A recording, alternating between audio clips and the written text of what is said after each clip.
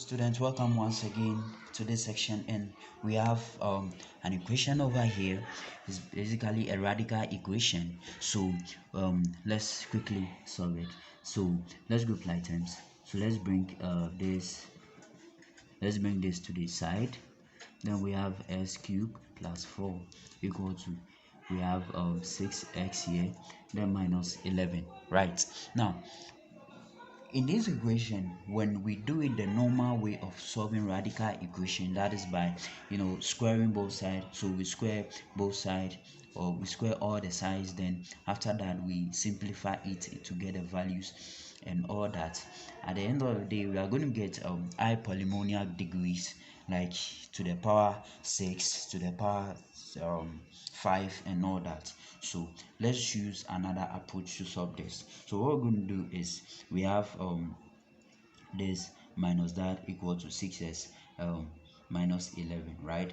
Okay, so since we have that, let's apply rationalization over here. So plus 4 here. What we're going to do is that we're going to multiply and divide by its conjugate, right? So its conjugate, doing that, we are going to get yes, s cubed plus 15 here. So its conjugate is going to plus here, then s cubed plus 4 here, being divided by that also. Now, sorry, so that in the square root s cubed plus 4 being equal to 6s minus 11, right? Now this is what we have for that. Now when we cancel this out, we still have the equation back, right? So we can do that. Now y multiplied by its conjugate, so this cancels that and we have that. Okay, so what we are going to do next is to put this together.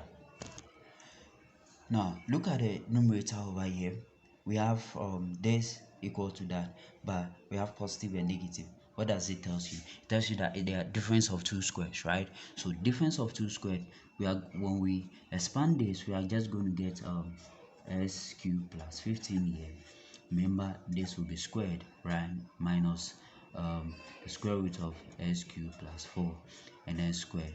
The other ones will cancel out, so it goes away, and being divided by s cubed plus 15 here, then plus s s cubed being divided by s cubed plus 4 here, right, equal to 6s minus 11, right? Okay, so if that is the case, this gets rid of the square root in each case, and therefore we have s cubed plus 15 here being multiplied by, minus s cubed plus 4 here divided by s cubed plus 15, right? Then plus s cubed plus 4 here being equal to 6s minus 11, right? Okay, so let's continue here. So from here, we are going to get the numerator as s cubed here minus s cubed here, then plus 15 minus 4 here, right, being divided by square root of s cubed plus 15, then plus s cubed here plus 4 being equal to 6x minus 11. This and that goes away, and we are left with 9 here being divided by s cubed plus 15 plus s cubed plus 4 equal to 6s minus 11, right? Okay, now from here we have this, sorry, it's 11, yeah. So 15 minus 4, 11. If you look at this equation over here, realize that from the right hand side, when we grab this, right, so let's say we have y equal to 6 minus 11. When we grab this, realize that this will be a straight line. It's a linear equation. The graph is going to be a straight line, and therefore this will be increasing, right? It will be increasing. But when we graph the whole of this, which is 1 over s cubed plus 15 here, right, plus s cubed plus 4. Now you realize that this for this s cannot be 0, right? So it cannot be greater than 0. S cannot be greater than 0.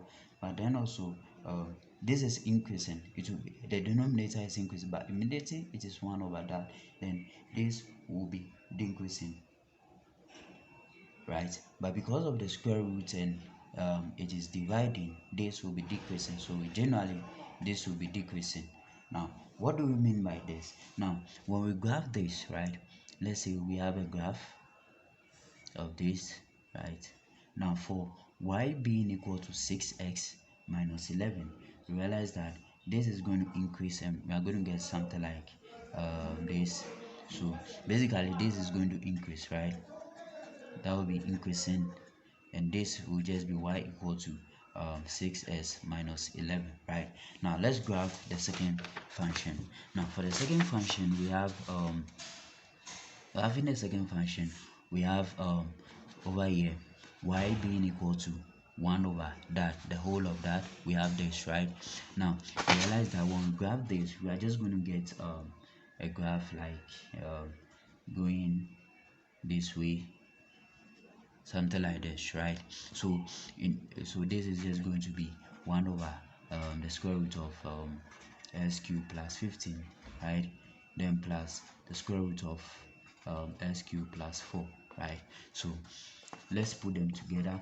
Now putting this together, you realize that the graph is going to be like, so this going that way, so we're going to get something like this, and this is just that, which means that they are going to have a meeting point, right? And this will be their meeting point, right? Okay, so they are going to have a meeting point. So this is just 6 x minus 11, and this will just be y equal to just 11 being divided by s cubed plus 15 here, then also s cubed plus 4, right?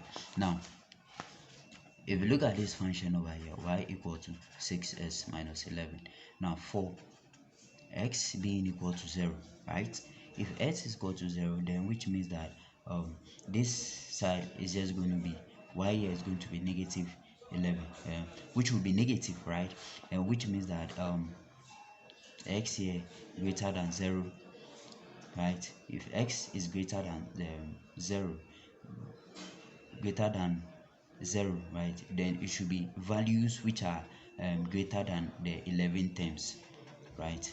Values which are greater than the 11 terms. So in this case, what we are going to do is that in order for us to get a value of x, because what we are doing in this case is to get a value of x. So if we have this equal to that, then we are saying that then for 11 here divided by 6, right?